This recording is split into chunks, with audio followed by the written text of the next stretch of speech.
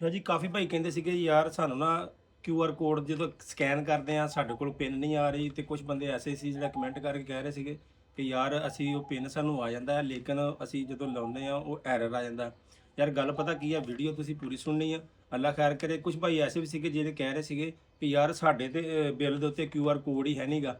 ਮੈਂ ਦੱਸਦਾ ਜਿਨ੍ਹਾਂ ਦੇ QR ਕੋਡ ਨਹੀਂ ਹੈਗਾ ਕਿਉਂ ਨਹੀਂ ਹੈ, ਤੇ ਜਿਨ੍ਹਾਂ ਦੇ ਆਪਣਾ ਪਿਨ ਨਹੀਂ ਆ ਰਹੇ, ਜਿਨ੍ਹਾਂ ਦਾ ਪਿਨ ਲੱਗਦਾ ਤੇ ਵੈਰੀਫਿਕੇਸ਼ਨ ਨਹੀਂ ਹੋ ਰਹੀ, ਉਹਨਾਂ ਦਾ ਮਸਲਾ ਮੈਂ ਤੁਹਾਨੂੰ ਦੱਸ ਦਿੰਦਾ। ਵੀਡੀਓ ਪੂਰੀ ਸੁਣਨਾ, ਨਾਲ ਕਮੈਂਟ ਕਰਕੇ ਲਾਜ਼ਮੀ ਦੱਸਿਆ ਕਰੋ। ਪਿਛਲੀ ਵੀਡੀਓ 'ਚ ਮੈਂ ਕਾਫੀ ਭਾਈਆਂ ਦੇ ਕਮੈਂਟ ਆਏ ਸੀ, ਮੈਂ ਰਿਪਲਾਈ ਵੀ ਕੀਤੀ ਸੀ ਉਹਨਾਂ ਨੂੰ, ਲੇਕਿਨ ਉਹਨਾਂ ਦੇ ਮਸਲੇ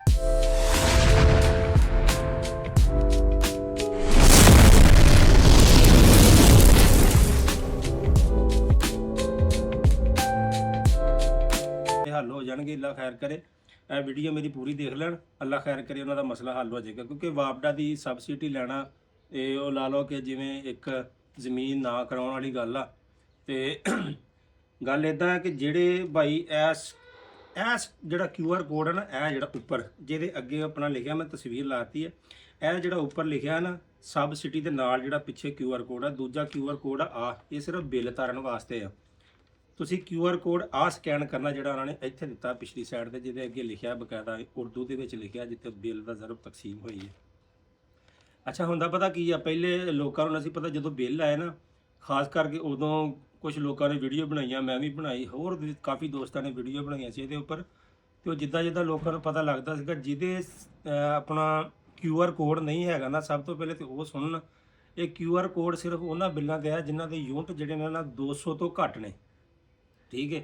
ਜਿਨ੍ਹਾਂ ਦੇ 200 ਯੂਨਿਟ ਤੋਂ ਘੱਟ ਨੇ ਉਹਨਾਂ ਦੇ ਉੱਤੇ QR ਕੋਡ ਆਪਣਾ QR ਕੋਡ ਆਇਆ। ਜਿਨ੍ਹਾਂ ਦੇ 200 ਤੋਂ ਉੱਪਰ ਨੇ ਨਾ, ਉਹਨਾਂ ਦੇ QR ਕੋਡ ਨਹੀਂ ਦਿੱਤਾ ਉਹਨਾਂ ਨੇ, ਠੀਕ ਆ।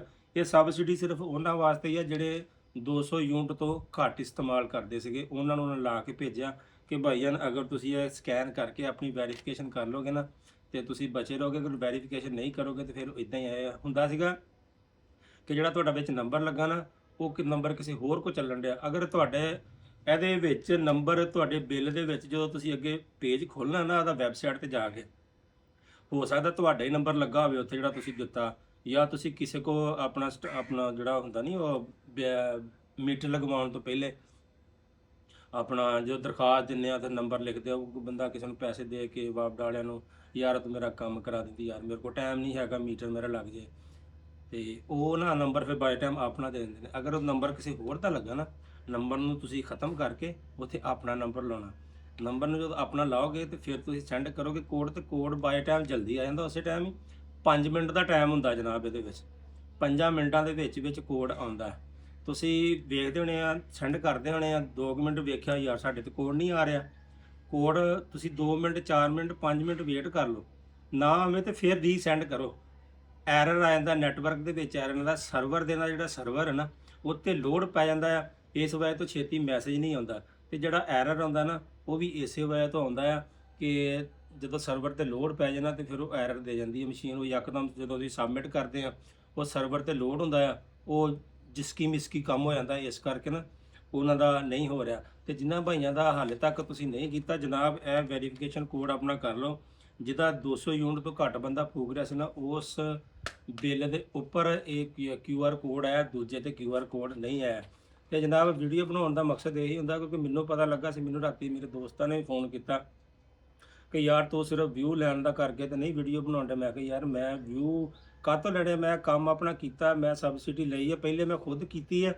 ਰਾਤ ਨੂੰ ਮੈਂ ਕੀਤੀ ਸੀ ਕਿ ਬਿੱਲ ਮੇਰੇ ਕੋ ਆਏ ਦੁਪਹਿਰ ਨੂੰ, ਰਾਤ ਮੈਂ ਡਿਊਟੀ ਤੋਂ ਵਾਪਸ ਆਇਆ, ਘਰ ਆਇਆ, ਬਿੱਲ ਵੇਖੇ ਤੇ QR ਕੋਡ ਸੀ ਉੱਪਰ। ਮੈਂ ਪੜ੍ਹਿਆ, ਮੈਂ ਸਕੈਨ ਕੀਤਾ, ਮੈਂ ਨਹੀਂ ਕਿਸੇ ਨੂੰ ਪੁੱਛਿਆ, ਮੈਂ ਉਹਨੂੰ ਸਕੈਨ ਕੀਤਾ। ਮੇਰੇ ਕੋਲ ਮੋਬਾਈਲ ਐਂਡਰਾਇਡ ਮੋਬਾਈਲ ਹੋਣਾ ਚਾਹੀਦਾ ਤੁਹਾਡੇ ਕੋਲ ਸਕੈਨ ਕਰਨ ਵਾਸਤੇ। ਤੁਹਾਡੇ ਕੋਲ ਨਹੀਂ ਹੈ, ਕਿਸੇ ਯਾਰ ਦੋਸਤ ਕੋਲ ਲੈ ਲਓ ਮੋਬਾਈਲ, ਉਹ ਤੋਂ ਲੈ ਕੇ ਆਪਣੀ ਵੈਰੀਫਿਕੇਸ਼ਨ ਕੋਡ ਕਰ ਲਓ। ਤੇ ਜਿਹੜਾ ਨੰਬਰ ਉੱਪਰ ਲਿਖਿਆ ਤੁਹਾਡੇ ਕੋਲ ਚੱਲਦਾ ਹੋਣਾ ਚਾਹੀਦਾ, ਉਹਦੇ ਸਿਮ ਦੇ ਉੱਤੇ ਮੈਸੇਜ ਆਉਣਾ ਹੈ, WhatsApp ਤੇ ਮੈਸੇਜ ਨਹੀਂ ਆਉਣਾ, ਸਿਮ ਤੇ ਮੈਸੇਜ ਆਉਣਾ। 81 ਆਈਡੀ ਇਹਨਾਂ ਦੀ ਹੈਲਪਲਾਈਨ ਨਾ 8118, ਇਹ ਤੋਂ ਮੈਸੇਜ ਤੁਹਾਨੂੰ ਵੈਰੀਫਿਕੇਸ਼ਨ ਕੋਡ ਆਏਗਾ, ਫੇਕ ਨਹੀਂ ਆਏਗਾ। ਦੂਜੇ ਨੰਬਰ ਤੇ ਮੈਂ ਉਹ ਦੱਸਿਆ, ਮੈਂ ਕਿਹਾ ਯਾਰ ਮੈਂ ਪਹਿਲੇ ਸਬਸਿਡੀ ਲਈ ਆ ਤੇ ਫਿਰ ਕਿਉਂਕਿ ਕੰਮ ਬੰਦਾ ਉਹ ਕਰੇ, ਗੱਲ ਅਗਲੇ ਬੰਦੇ ਨੂੰ ਉਹ ਦੱਸੇ ਜਿਹੜੀ ਬੰਦੇ ਨੇ ਕੀਤੀ ਹੋਵੇ।